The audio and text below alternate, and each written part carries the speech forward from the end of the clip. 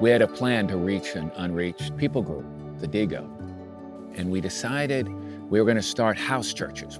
We were going to teach people stories, and then they'd go teach a few people, and then it would spread. We started just with love, by building water wells, then teaching water hygiene, community development, with the idea of them improving their own lives with their capabilities. And that started to happen. And then after 2 or 3 years, we actually had some believers. It's a miracle that we're allowed to even stand in the village, let alone the fact that God has opened the door for us to talk about our faith and talk about the gospel. But then there was persecution. So the believers would be together and they would meet, but whenever they'd reach out, they got in trouble. So there was all this oppression for these small groups, so they stayed small, and some of them even regressed and said they don't believe in Christ anymore. So we needed a further plan for the original call, discussing what should we do, but then they started asking for a church. God gave them a call that they didn't want to just be a Muslim community, they wanted to be an open community. And the way they saw to do that was to put a church in.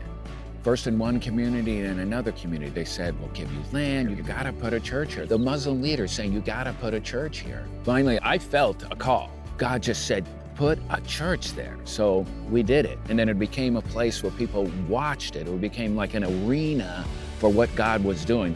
In 2021, we finished building the church and decided to invite everyone to the church dedication. We had the Muslim leaders, we had the village leaders. 400 people came, we had choirs, and so we had a great celebration, and it changed everything.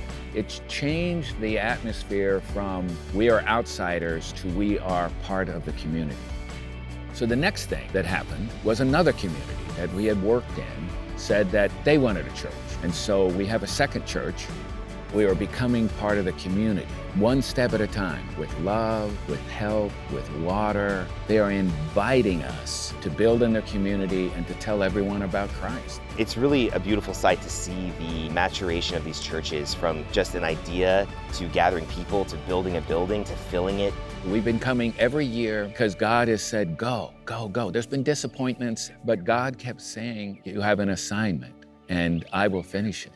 We're kind of at a place where there's this tipping point where they can carry this on because they are excited about Christ. There is so much power in the people that went before us, the people that came in 2017 and 2018, 2019, 2020, and laid the roots down here to spread the gospel. I've been here every year, every trip, and many others have been here many times. And they know us and they remember us and we remember them and we know their story. You know, we started with relationship, and now we've given them eternal relationship with God. This is the end of our work, but not the end of God's work here.